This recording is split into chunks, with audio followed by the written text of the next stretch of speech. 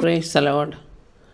National apostolic മിനിസ്ട്രിയുടെ വചനധ്യാനത്തിലേക്ക് ക്രിസ്തുയേശുവിൻ്റെ ധന്യനാമത്തിൽ ഏവർക്കും സ്നേഹവന്ദനം. ദൈവത്തിന് സ്തോത്രം. ഇന്നത്തെ നമ്മുടെ അല്പസമയത്തെ ധ്യാനത്തിനായിട്ട് എടുത്തിരിക്കുന്ന വചനം ഇയ്യോബിൻ്റെ പുസ്തകം 19-ാം അധ്യായത്തിൻ്റെ 25-ാമത്തെ വാക്യമാണ്. ഇത് നമുക്ക് ഏവർക്കും വളരെയധികം സുപരിചിതമായ ഒരു വാക്യമാണിത്. ഇത് പ്രാവചനികവുമാണ് എന്ന് നാം അറിയുന്നു. എന്നെ വീണ്ടെടുക്കുന്നവൻ ജീവിച്ചിരിക്കുന്നുവെന്നും അവൻ ഒടുവിൽ പൊടിമേൽ നിൽക്കുമെന്നും ഞാൻ അറിയുന്നു. എന്നെ വീണ്ടെടുക്കുന്നവൻ, കർത്താവിനെക്കുറിച്ചാണല്ലോ നമ്മുടെ വീണ്ടെടുപ്പുകാരനെന്ന് നാം പറയുന്നത്.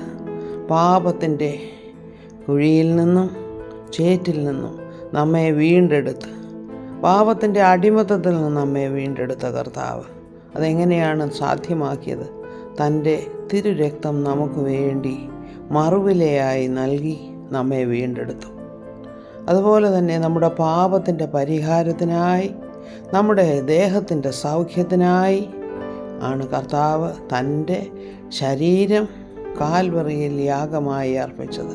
തൻ്റെ ശരീരം നമുക്ക് വേണ്ടി നുറുക്കപ്പെട്ടു. തൻ്റെ രക്തം നമ്മെ വീണ്ടെടുക്കാനായിട്ട് മറുവിലയായി കൊടുത്തു. അതായത് തൻ്റെ ജീവൻ മറുവിലയായി കൊടുത്താണ് നമ്മെ വീണ്ടെടുത്തിരിക്കുന്നത്. ഈ വീണ്ടെടുപ്പുകാരനെ തിരിച്ചറിയാനായിട്ട് അനേക വർഷങ്ങൾക്ക് മുൻപ് ജീവിച്ചിരുന്ന ഇയ്യോബിന് സാധിച്ചു എന്നുള്ളതാണ് നാം മനസ്സിലാക്കേണ്ടത്. ഇയ്യോബ് കടന്നുപോയ കഷ്ടപ്പാടുകൾ നമുക്കറിയാം. പരിശുദ്ധാത്മാവ് അദ്ദേഹത്തിൽ ഉണ്ടായിരുന്നു, പ്രവർത്തിച്ചിരുന്നു എന്നുള്ളതും നമുക്കറിയാം. എന്നാൽ തൻ്റെ ശരീരത്തെ ദണ്ഡിപ്പിക്കുവാൻ കർത്താവ് പിശാചിന് അനുവാദം നൽകി എന്നുകൂടെയും നാം അറിയുന്നു. എന്തിനാണ് പിശാച് അത് ചെയ്യുവാനായിട്ട് അനുവദിച്ചത്? അതായത് ഇയ്യോബിൻ്റെ വിശ്വാസം അവന് ലഭിക്കുന്ന നന്മകൾ കൊണ്ട് മാത്രമാണ്.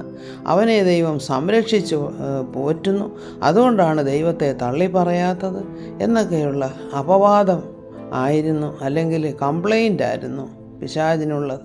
അപ്പോൾ തന്നെ ഇയ്യോബ് സ്നേഹിക്കുന്നത് തനിക്ക് ലഭിക്കുന്ന ലാഭം കൊണ്ടോ അല്ലെങ്കിൽ എന്തെങ്കിലും പ്രത്യേക നന്മകൾ കൊണ്ടോ ഒന്നുമല്ല. വാസ്തവമായി ദൈവത്തെ തിരിച്ചറിഞ്ഞ ഒരു വ്യക്തിയാണ് ഇയ്യോബ്. അവൻ ദൈവത്തെ സ്നേഹിക്കുന്നു, ദൈവത്താൽ നീതിമാനെന്ന് മുദ്രയിടപ്പെട്ടവനാണ് എന്നൊക്കെയും കർത്താവിനറിയാമല്ലോ. അപ്പോൾ അത് നമുക്കും ഒരു മാതൃകയാക്കി തരാനായിട്ടാണ് കർത്താവ് ഇയ്യോബിന് കഷ്ടം കൊടുത്തതും ഇയ്യോബ് തൻ്റെ വിശ്വാസത്താൽ ആ മറുവില കൊടുത്ത് രക്ഷിക്കുന്നവനെ കാത്തിരുന്നതും. ഇവിടെ എന്താണ് പറയുന്നത്? എന്നെ വീണ്ടെടുക്കുന്നവൻ ജീവിച്ചിരിക്കുന്നുവെന്നും അവൻ ഒടുവിൽ പൊടിമേൽ നിൽക്കുമെന്നും ഞാൻ അറിയുന്നു. അവൻ എന്നെ വീണ്ടെടുക്കാൻ വരും, ഈ ഭൂമിയിലേക്ക് അവൻ വരുമെന്നുള്ള ഒരു പ്രത്യാശ. അതുപോലെ തന്നെ പിന്നെ പറയുന്നത്, എൻ്റെ ത്വക്കിങ്ങനെ നശിച്ച ശേഷം ഞാൻ ദേഹസഹിതനായി ദൈവത്തെ കാണും. എൻ്റെ ഈ ശരീരം നഷ്ടമായി പോയാൽ തന്നെയും ഒരു വീണ്ടെടുക്കപ്പെട്ട ശരീരത്തോടുകൂടെ ഞാൻ എൻ്റെ ദൈവത്തെ കാണും. ദേഹസഹിതനായി ഞാൻ ദൈവത്തെ കാണുമെന്നാണ് ഇയ്യോബ് ഉറപ്പിച്ച് പറയുന്നത്. അതുപോലെ തന്നെ ഞാൻ തന്നെ അവനെ കാണും, അന്യനല്ല. എൻ്റെ സ്വന്തം കണ്ണവനെ കാണും. എൻ്റെ അന്തരംഗം എൻ്റെ ഉള്ളിൽ ക്ഷയിച്ചിരിക്കുന്നു. എന്ന് വെച്ചാൽ ഞാൻ ഇപ്പോൾ വളരെ മനപീഠകൾ അനുഭവിക്കുന്നു. എൻ്റെ ശരീരത്തിൽ ഞാൻ കഷ്ടത അനുഭവിക്കുന്നു. ഇതൊക്കെയാണെങ്കിൽ തന്നെയും ഞാൻ വിശ്വസിക്കുന്ന എൻ്റെ ദൈവം എനിക്ക് വേണ്ടി എന്താണ് ചെയ്യാൻ പോകുന്നത് എന്നെനിക്ക് പ്രത്യാശയുണ്ട് എന്നാണ് ഇയ്യോബ് തന്നെ കുറ്റപ്പെടുത്തിക്കൊണ്ടിരുന്ന സ്നേഹിതന്മാരോട് പറയുന്നത്. അപ്പോൾ ഇത് തന്നെയാണ് നമ്മുടെയും ക്രിസ്തീയ ജീവിതത്തിൻ്റെ പ്രത്യാശ എന്ന് പറയുന്നത്. നാം ഈ ലോകത്തിൽ നമുക്ക് കഷ്ടമുണ്ടെന്നറിയാം. കർത്താവ് തന്നെ പറഞ്ഞിട്ടുണ്ട്, ഈ ലോകത്തിൽ നമുക്ക് കഷ്ടമുണ്ട്, എങ്കിലും ഞാൻ ലോകത്തെ ജയിച്ചിരിക്കുന്നു. അപ്പം ലോകത്തെ ജയിച്ച വീണ്ടെടുപ്പുകാരനാണ് നമുക്കുള്ളത്.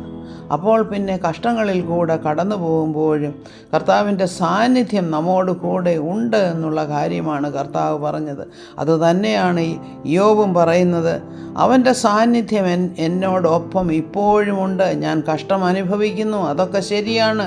പക്ഷേ ഈ ലോകത്തിൻ്റെ ആ കഷ്ടപ്പാടുകളിൻ്റെ ഒക്കെ അപ്പുറമായിട്ട് എന്നെ വീണ്ടെടുക്കുന്ന ഒരു ദൈവം, എന്നെ സംരക്ഷിക്കുന്ന ഒരു ദൈവം എനിക്കുണ്ട്. അവൻ എനിക്ക് വേണ്ടി കരുതിയിരിക്കുന്നത് എന്താണെന്ന് എനിക്കറിയാം എന്നാണ് ഇയ്യോബ് തൻ്റെ വിശ്വാസം പ്രഖ്യാപിക്കുന്നത്.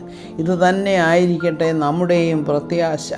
അതായത് നമുക്കൊരു വലിയ പ്രത്യാശയുണ്ട്. ഈ ലോകത്തിൽ അല്പസ്വല്പം കഷ്ടങ്ങളൊക്കെ ഉണ്ടായേക്കാം എന്ന് വെച്ചാൽ തന്നെയും, അല്ലെങ്കിൽ കഷ്ടങ്ങൾ അനുഭവിക്കുന്നു എന്ന് നാം കരുതുന്നു എങ്കിൽ തന്നെയും, ഇതിൽ നിന്നൊക്കെയും വിടുവിപ്പാൻ കർത്താവിന് കഴിയും.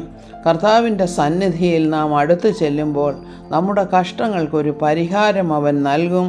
അവൻ നിലവിളി കേൾക്കുന്ന ദൈവമാണ്. അവൻ നമ്മെ സൗഖ്യമാക്കുന്ന ദൈവമാണ്. നമ്മെ വീണ്ടെടുക്കുന്ന ദൈവമാണ്. ഇതൊക്കെയും നാം അറിഞ്ഞ് വിശ്വാസത്തിൽ ഉറച്ചു നിന്നുകൊണ്ട് പ്രത്യാശയോടെ നാം ജീവിക്കുവാനായിട്ട് കർത്താവ് ആഗ്രഹിക്കുകയാണ്. അതുകൊണ്ട് തന്നെ നാം എപ്പോഴും ഈ വക കാര്യങ്ങളിൽ വളരെയധികം ബോധമുള്ളവരായിരിക്കണം.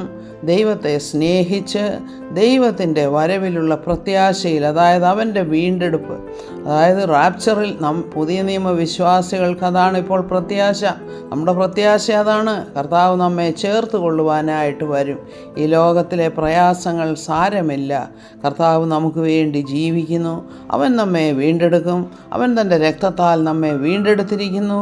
ആ വിശ്വാസമാണ് നമുക്ക് ആധാരമായിട്ടുള്ളത്. ദൈവം നമ്മെ ഏവരെയും അനുഗ്രഹിക്കട്ടെ എന്ന് പ്രാർത്ഥിക്കുന്നു. സകല മഹത്വവും കർത്താവിന്. Price the Lord.